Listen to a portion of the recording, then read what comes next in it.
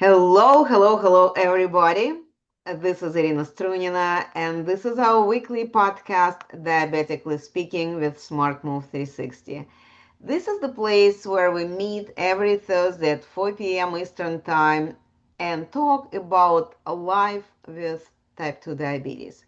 I invite my guests to help us understand what this diagnosis means, to learn new techniques, and sometimes, uh, not sometimes, every last week of the month, on the last Thursday of the month, I invite people who live with type 2 diabetes to talk about their life, their challenges, their discoveries, their aha moments.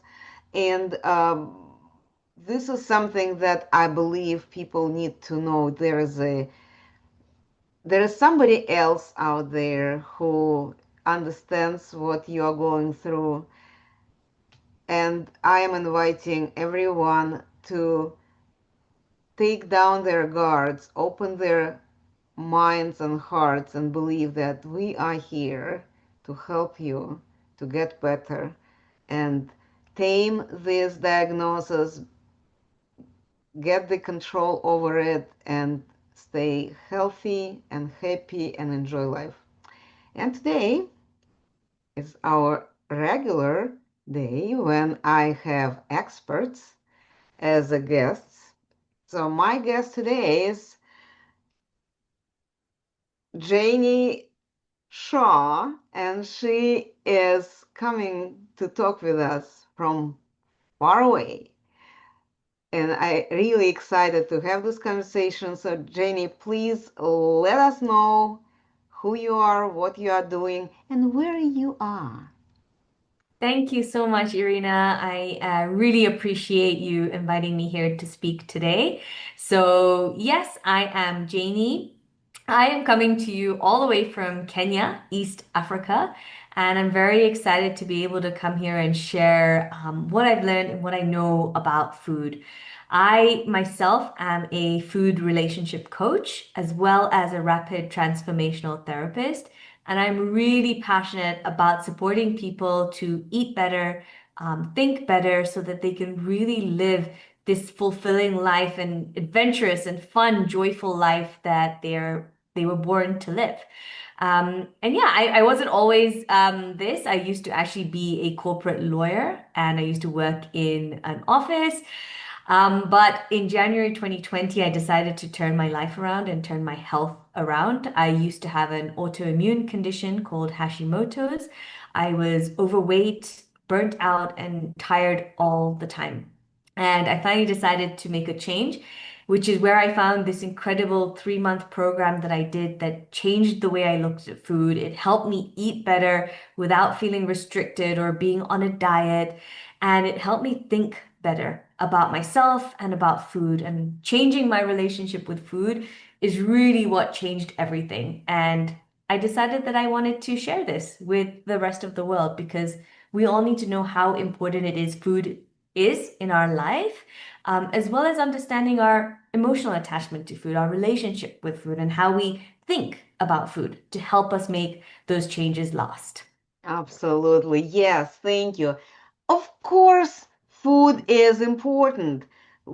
Our bodies need fuel, just like any machine need fuel to work. Our bodies need fuel. The challenges to find the proper gas station. I mean, if you know that the particular gas station has contaminated fuel, you probably will not take your expensive car to that station to fuel, right? Our bodies is the most complicated, the most advanced machine you could think about. so Yeah. many so many systems work together simultaneously and create this body of ours that can think, can operate on different level, can love, can dig the dirt, can sleep, and this all these systems need a fuel. So our Yeah. job is to select the proper fuel, the fuel that is not contaminated, that is working well, feeding our bodies, healing. Sometimes we need to add some additives to heal whatever needs to be healed, but Right. proper selection is always a great thing. And in our Facebook group, Diabetes 101 for Beginners, this is the most popular conversation. We have many other conversations going on, but Yeah. coming back to food is like the most popular topic, and people are interested about breakfast and lunches and dinners and snacks and what to eat before they go to bed and what to eat when they go to restaurant, what to eat, what they could take with them to go to work or on a business trip or on a road trip. So very important. And to talk with the expert like yourself is also, I think, a great opportunity for people to learn a thing or two that may help them to break out of the habits that they form during their lifetime and learn new information, styles, ideas that may help them to get better, because nobody Yeah. is listening this podcast by the accident. Yeah. Everybody who is listening to it, they were looking for information. So let's give as much information as we can. Yeah, absolutely. I think, you said it 100% correctly that we need to fuel ourselves in the best way possible. And what I'd love to do today actually is there's so much information out there that can support you in what to eat. But today, I kind of want to talk about why is it so difficult to actually eat and fuel ourselves properly? Why is it so easy that we always want to go for the stuff that's not great for our health? You know, Yes. I mean, I used to be a massive foodie before. I used to love all the chips, all the pizzas and the French fries and the burgers and pastas and everything, okay? I was a massive foodie. I lived to eat food. Can I And that's, interrupt you for a second? yeah, You lived to eat what you love to eat, but what you just listed, we cannot even consider food.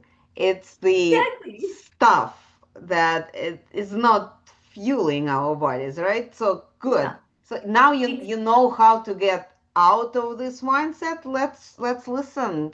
Please share. Yeah. And, what it really came down to was changing the mind, changing Hmm. the mindset around food. And it's not that simple, but it is also simple, okay? Yes. So the first thing we can do is to be able to change our language, just how you change the language. Instead of calling these things food when they're not really food at Hmm. all, let's just call it stuff or junk or not even junk food, right? Just call it junk or call it this is so gross. It's disgusting. The way I think of French fries now, by the way, is because a lot of the times it's actually deep fried Yes. in fuel that's almost like petrol that goes in your car. And if you think in your head, wow, this potato is fried in petrol, would I drink petrol or diesel? No, I wouldn't. So why would I eat it? So change the words that you're using. But secondly, I learned a really important thing, which is what I now teach a lot of my clients and support them in, is this emotional tie that we have to food. Hmm. You know, there's all these attachments since we were born that we Yes. have to food, right? There's this strong connection of food equals love. Yes. And that's a really dangerous connection, but also one that we need to be aware of so that we can break from it, right? Where does this start from? This starts from the moment you were born as a little tiny baby. Let me ask you, Irinashi, what do you think was the one time that you found as a little baby that all your needs were met, that you felt safe, secure, and comforted? When do you think that was? Well, yes, and I couldn't go back to my little baby stage, but I know for sure about my kids. They need to be dry, they need Hmm. to be warm, and they need to be fed. Uh, Hmm. well, Yeah. it's also good when the belly is not doing weird things. But Yeah. I do know that it all comes together, especially feeding. You hold the Feeding. baby, right? You provide the hug and the warmth. You feed the baby whatever way you're feeding it, so you giving the fuel, Yeah. and that's how we, I guess, following your lead, feeling that we're loved. Exactly. That moment when you were being fed as a baby, whether it's breastfeeding or even bottle fed, it's at that moment all your needs were met. You were touched, you were comforted, you felt loved, you felt connected, you Yes, felt secure. And at the same time, you were drinking a substance that was so wholesome, it was so rich. It was a little bit sugary, it was a little bit fatty, and it met all your needs. And it's in that moment we form this connection that wow, food equals love. And then after that, we move through childhood and we form all these other connections. Maybe mom and dad just want you to be quiet and they say, here, have a piece of cake and be quiet. And then you realize, oh, to make my parents happy, I need to eat cake and be quiet. Or maybe you fell down and you got hurt, and then your parents said, here, let's get you an ice cream. Everything's gonna be okay. What do you learn? You learn to be okay by having ice cream, right? So we form all these other extra layers around food. And it's no wonder then that we have cravings for something sweet or for something fatty or something that is sweet and fatty, right? This is yes, where it all comes from. And so I found one of the best ways to help us make a change, especially, when you're diabetic, food plays a crucial role in being able to support your health, right? Keeping yes, your blood sugar stable.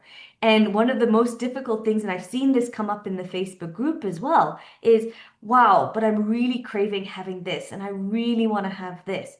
So, how can we support ourselves? We need to understand what that craving is about. We've got to understand what am I feeling in the moment when I crave this sugary thing or this salty thing or this crispy thing. And what do I want to feel afterwards? hmm, Because if you can connect those dots and you just start becoming aware, just be conscious, be very curious, right? It's not about judgment, it's not about shame, it's not about guilt tripping yourself, but yes. it's just being curious. Oh, I really feel like having something sweet right now.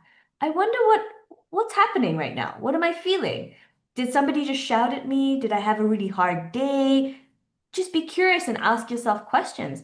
And then ask yourself, by eating this, what do I want to feel afterwards? Maybe you want to feel relaxed. Maybe you just want to feel better. Maybe you want to feel happy. And then when you start connecting those dots, you can say, okay, what do I need to add in my life that can make me feel these feelings without eating? Because Yes. one of my favorite sayings is, we've got to feel our feelings and not eat them, right? Let's That's feel our good. emotions and not eat them. That's good. That's for sure. And you're right. Absolutely. A lot of times I hear this. I see in our Facebook group somebody will post that yesterday I had this situation at work or in family or got the bad news, and all I wanted was a tub of ice cream. So I sat down and I had this tub of ice cream, and I am paying the price today. Or it would be, I knew that I'm setting myself up for the, not feeling Um, well, but at the moment I felt heck with that. yeah, I am stressed out, and this is the only way I could calm myself down. This is where the challenge, I believe, is to find other ways to calm ourselves, except yeah, for the pacifier, right? And to reward ourselves. Because these are, in my observation, these are the two most common times when we allow ourselves to have something that is really harming our bodies. yeah. I mean, I'll give you a really good example. 3 years ago, my grandfather passed away, Hmm. and It was a really challenging time. It was, just after COVID, it was still strict regulations. But it was in that moment I realized this was after 2 years of me transforming the way I eat and being Mm-hmm. healthy.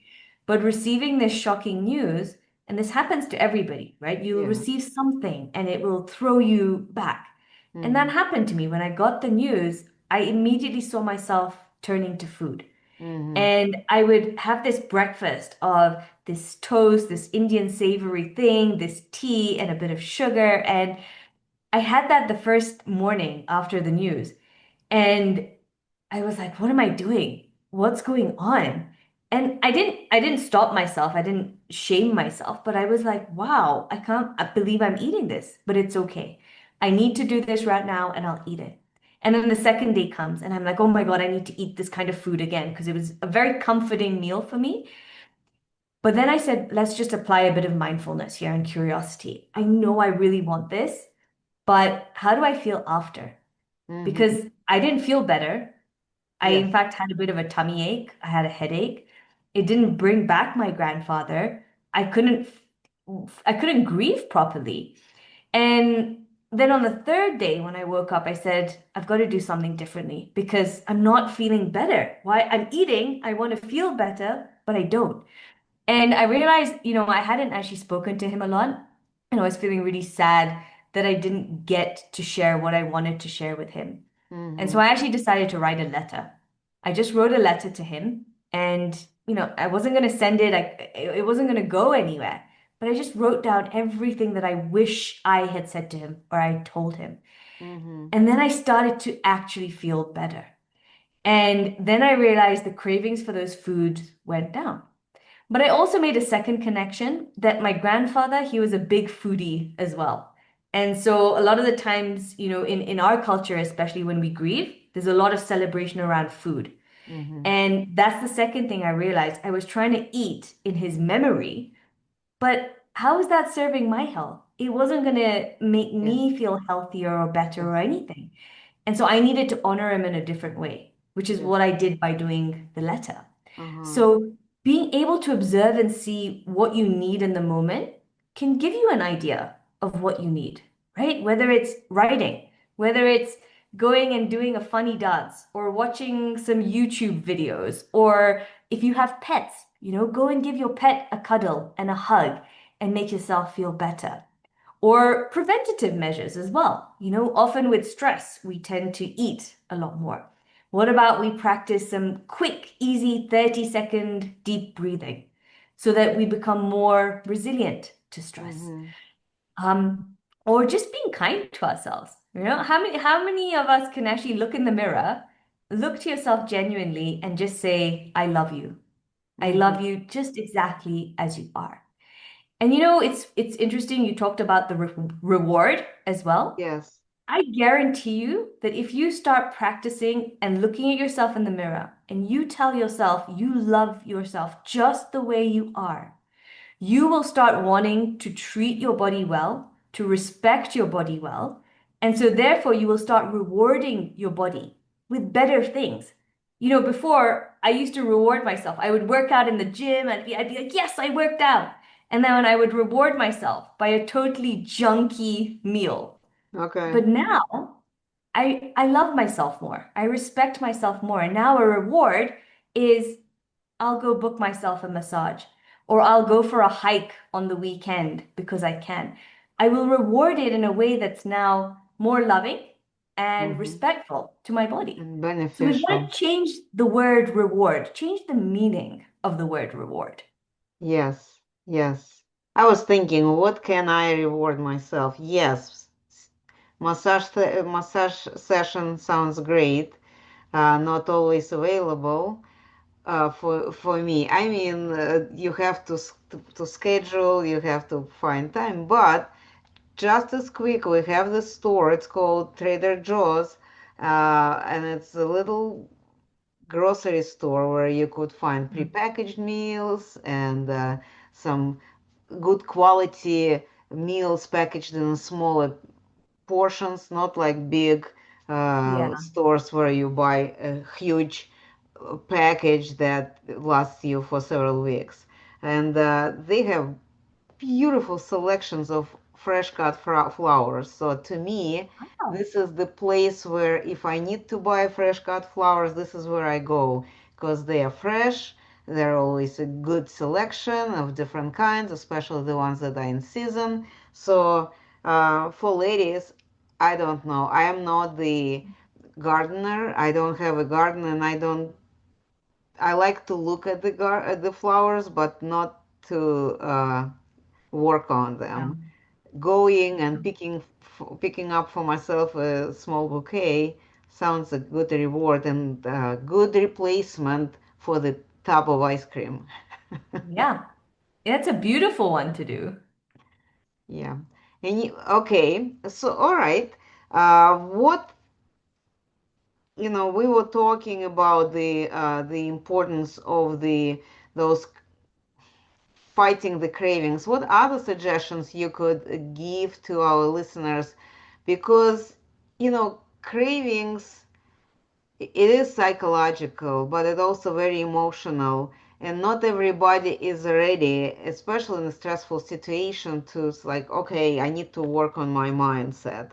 What destructive activities people can do to break this chain of like, oh, I'm upset, I'm threatened, I'm afraid, I'm nervous, I need to go and eat something because this is what calms me down. What so kind of Uh-huh. destructive activity? What other destructive activities people can do to take their emotions into a more stable place and steer them away from eating what they don't shouldn't be Yeah. eating. I mean, that's a great question. And it's funny, I actually have a free 5-day experience that is Okay. all about decoding your cravings, right? So Oh, 5 easy steps to help you break down and understand your cravings, what you need, and what to do about it, right? okay. But I'll share here with you some really practical tips to Okay. get started with this, okay? All The right. first one is always awareness. So often we're not even aware. We just end up at the fridge and we've picked up the ice cream and we didn't even realize what was happening, That's right? right. So the first step really is just become aware. Now that you've heard this conversation, I Mm-hmm. guarantee you're going to be, oh, I'm going to pay attention now. I'm going to be aware. So the first step is just start being aware. When do you Mm-hmm. have cravings? What do you crave? Is it a regular time of day? Is there a pattern that's forming? Yes. So be Pattern. aware, maybe have a notebook or put a note in your phone and start becoming aware of when you have cravings, what you're craving. And then you want to go a little bit deeper. We all have stories in our head, okay? Everybody has a story. Oh, I had a really hard day at work. It's been so stressful. I just really need to sit and watch TV and have ice cream. That's a Uh-huh. story we have in our head, right? Yeah. Or, oh, I've just had an argument with my partner. I'm so angry. I'm so upset. I'm gonna go eat chocolate. Mm-hmm. We have a story. And the second thing is start becoming aware of this story. What is this story that you're telling yourself? Because when you hear the story, you'll start to realize what you actually want. So awareness is the really big key. And as soon as you start knowing what it is you really want, that's when you now brainstorm. What else could fill that need up? What else could I do to understand what that is? And Mm. always seek support. I mean, you have this wonderful Facebook group. Go in the group and be like, guys, I heard this story. This is what came up for me. Could you give me ideas? What could I do instead?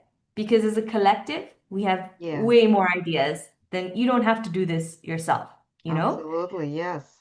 And then the most important is, do you know what you want in life? Do you know with clarity and detail what quality of life you want? Because if we don't know what we want, we accept everything. But if you know what you want, you will be very clear on what you accept and what you don't accept. And so maybe a little homework task after you've listened to this is sit with yourself and ask 20, 30 years from now, what quality of life do I want? How do I want to be moving? How do I want to be playing with my kids or grandkids? Do I want to be able to remember things, right? Do I want to be able to sit on the toilet and get up by myself without being helped? Ask yourself, what quality of life do you really, really want? Yes. And that will help you make the right decisions today of Yep. what you need to do. Definitely. So you mentioned real brief because we have to wrap up. Okay. You mentioned something about this 5 days experience. You run it in like once in a quarter or every month, and how people could learn more about it. All right. Yeah, so I'm actually just launching it because I usually do this in a much bigger program. And the first one is on the 14th of July. If you're Okay. listening to this after that date, it's okay. I'm not sure when the next one will run, but you can always just message me and sign up for the waiting list or Mm-hmm. sign up because the program might be running anyways. And then I'll be able to send you the 5 easy steps, the recordings for all the videos, very short, 5 to 10 minute training videos with easy tasks and assignments to help you get to the bottom of your cravings. So it's called Decode Your Cravings in five Mm-hmm. easy steps. And you can find me on LinkedIn, Jaini Shah. You can find me on Facebook with the same name. Or you can, if you're on Instagram and you like Instagram, you can find me at eat better underscore think better. Okay.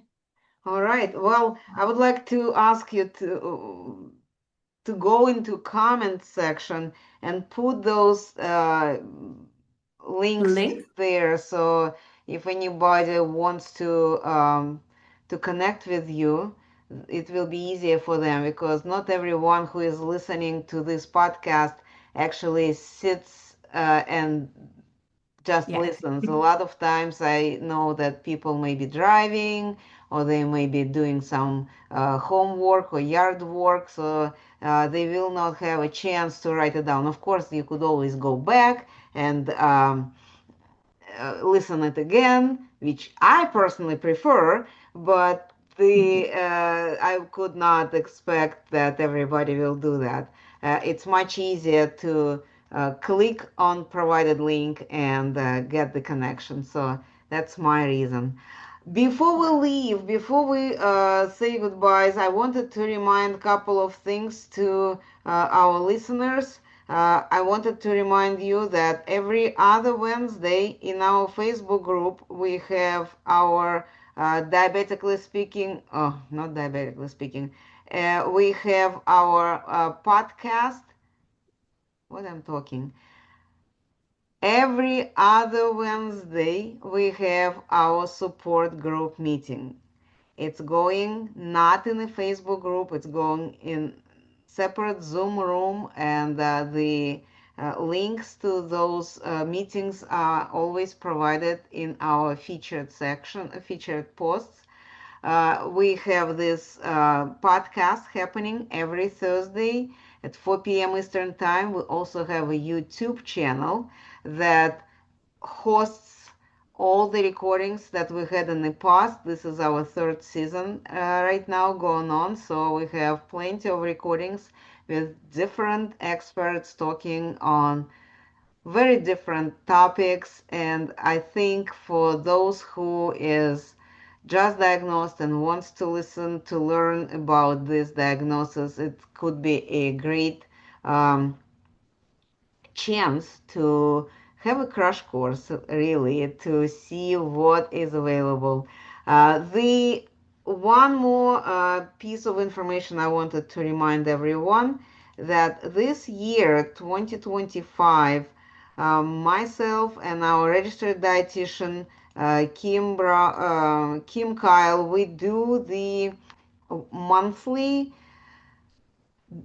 Diabetes 101 for Caregivers crash course. And these are 2 hour sessions where we talk about different aspects, including what to eat, including what is blood sugar, what does it mean when the blood sugar goes up? What are the good nutrients? Where they are hiding? How to read the food labels? All these topics we talk with Kim about. She usually prepares a presentation, and then we have the Q&A session, and people who join us at these crash courses, they have an opportunity to ask live questions, get their answers right away. So I'm inviting everyone again. Follow the featured posts in the Facebook group, and when you see this information, just go ahead and schedule yourself to attend that crash course that we have. But for right now, I wanted to say, Jaini, thank you very much for meeting with me today. Thank you for sharing your information. Anyone who listens to this, please, if you know anybody in your life who may benefit from this information, share with them. We have our YouTube channel, which is called Smart Move 360. There are playlists, and one of the playlists called Diabetically Speaking with Smart Move 360. So go there and listen these podcast sessions, share it with your people. If you are the one who lives with type 2 diabetes and who wants to share your story to help other people to be less lonely and more supported, connect with me and we will definitely schedule that podcast with you. On that, I would like to say thank you again. And everybody who listened, I wish you good, healthy coming up weekend. And I will be talking with you next week. Thank you so much, Irina, and thank you for the great work you're doing for all those with diabetes. Really great information. Thank Thank you. you. Thank you. Bye bye.